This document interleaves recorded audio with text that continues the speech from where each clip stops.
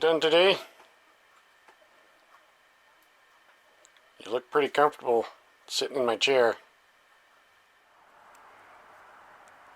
The bottom geodetic is complete. That's all on.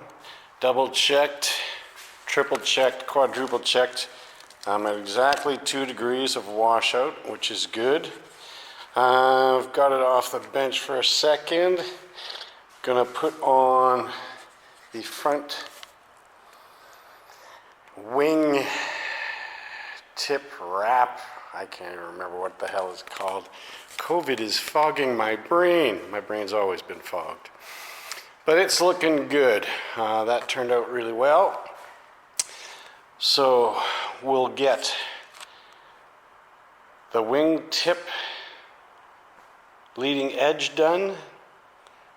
And then we'll start getting the flap and the aileron completed and put it on. And those wings will be just about complete. So a little bit more work to do, but that's going a lot faster than the first wing went. Big differences. I remember pondering for months that Horner wingtip, and we just threw that one on without a problem. So that worked out really well once you figure out exactly what you're doing on there. On a side note, I had this girlfriend. I can't remember if she was a coworker or a girlfriend, but I remember her always saying that she loved books. I love books. She kept her books pristine. I dog-eared, I wrote in them. And when it comes to my plans, I don't know if some people keep them nice and neat, but my plans have been taken a licking, and they keep on going. And it's just interesting to see, you know, the kind of shape they end up in. And I don't mind that. They're gonna last until I need them to last, and then they'll be done. Even the bottom ones that were hidden, I was marking them up and everything like that. But just a kind of side note, keep your plans good for as long as possible, because you have to keep coming back to them. What I did, I got this plastic. You can see it shining here and shining here. I laid that right on top so that I put these ones on here. I believe I was doing the spar layup. So I'd lay the spar here so the glue doesn't go on to the paper and stick. When you lay the plastic on it, then that glue allows it to come right off. So that's a help if you're doing plans. And I laid it the entire length of these plans, and you can see on the bottom set as well, I've got the plastic covering. And I believe that's how big the rolls of plastic come. You just lay them out and they stick right down. So a little tip if you're interested in doing that. Some people hang the plans on the wall and don't actually mark them up or anything. And that's what I've got there.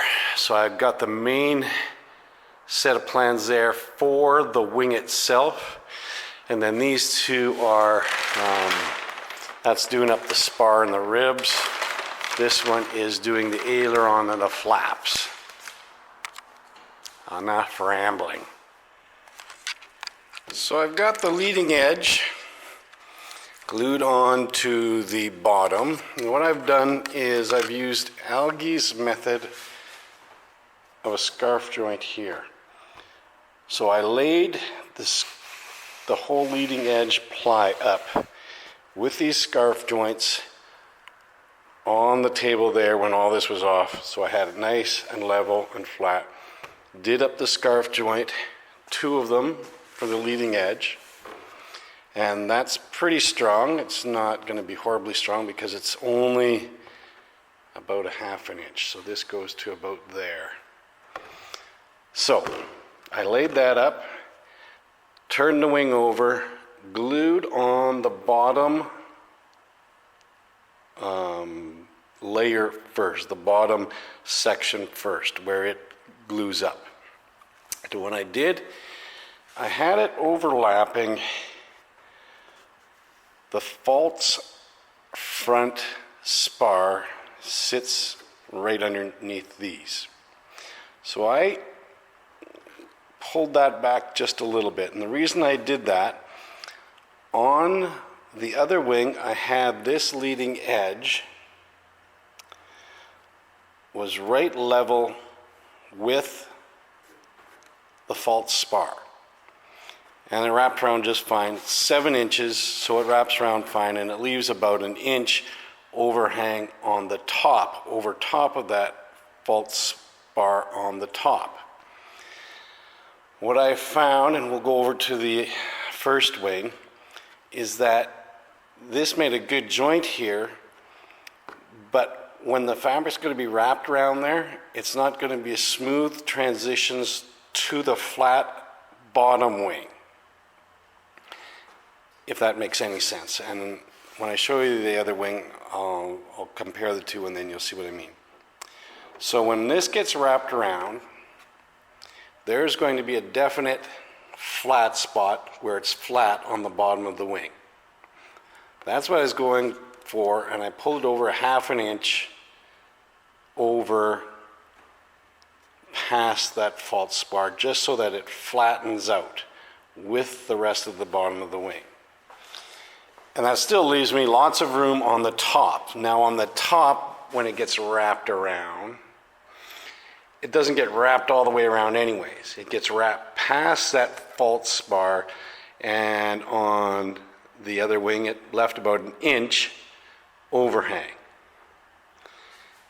So stealing a little bit from that isn't going to make any difference, but on the bottom it's going to make a difference because it has then a chance to totally flatten out and become level with the bottom of the wing instead of it just kind of ends. Now I'll take you over and I'll show you here. So if you look here, this is right level with that bottom spar, or that bottom false spar. So it's really hard to tell, and it looks all right when you look down there, but you can kind of see it just working. My battery's died again. So what I was trying to explain is that if you look here, it doesn't end perfectly flat. Now it's hard to tell there, but what I did, I just pulled it an extra 1/2 inch over, so that hopefully, and I'll have to see how it does glue up, instead of ending kind of like this, it's going to wrap perfectly flat, so that this transition with the fabric will be much smoother and flatter. Instead of having the fabric come up and then bend, this bend will go all the way around. It's just hard to see there exactly. You can kind of see here that it's kind of up like this. So I just brought an extra 1/2 inch so that it just flattens off and goes straight down there. And like I said over here, if you notice, you've got lots of hang over there. So it's just going to bring it back to about here, which is still past where that spar is. And really, up here it doesn't matter because it's a curved surface all the way around. And that's pretty smooth right there. So bringing it back a little is not going to make a huge difference there. But it will make a difference on this side. I don't know if I've explained that very well. I don't know if I'm ranting, but that's what I did. One other thing that I'm going to do probably, again, it's really hard to see with a camera. Focus. Especially when your camera doesn't focus. But the top ply, all the way around there, has little bulges all the way around. I'm sitting here in the corner with all kinds of junk sitting on everything here. So what happens is, there's just a little bit of a bulge here, a little bit of a bulge there where it's glued down between the ribs, and it just puckers a bit. Now, what Algie did was cut scallops into there. And I'm thinking I might do the same thing, and what that would do, where mine puckers up a bit and cut that scallop in there, it's just going to make that lay flatter when the fabric goes over top of there.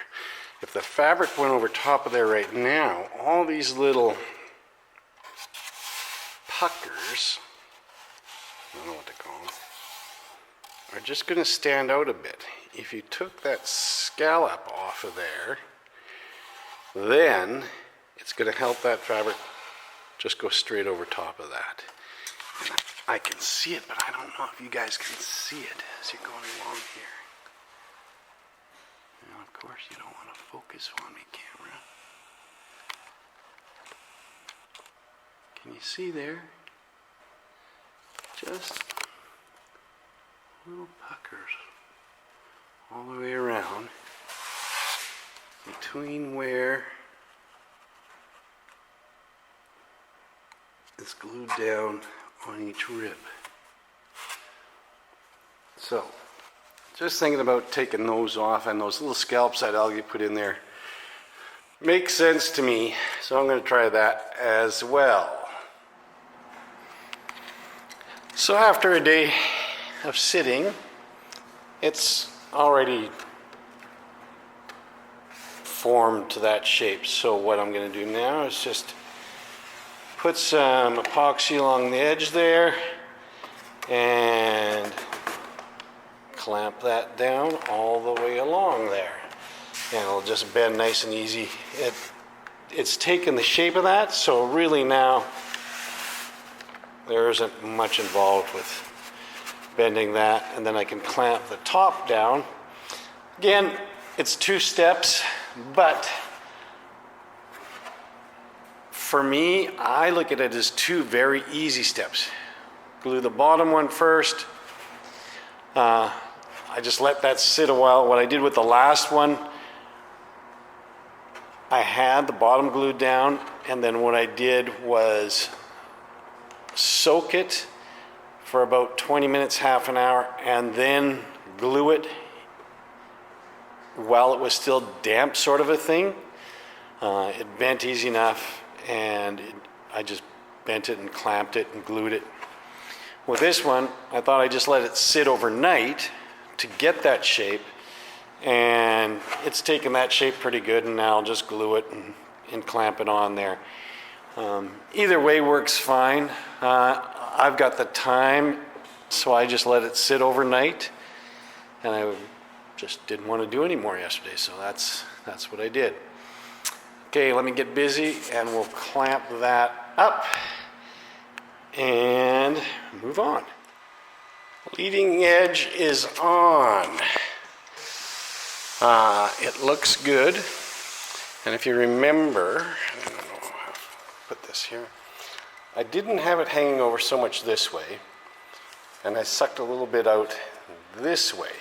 So it hangs over on the bottom a little bit and on the top a little less. That was to get this angle nice and flat with the bottom, and that worked out really well. It comes out nice and flat, and at the top here doesn't really matter. So that's the way to go. Pull it out a little bit at the bottom, pull it in a little bit at the top, and that works out really good. Happy with that.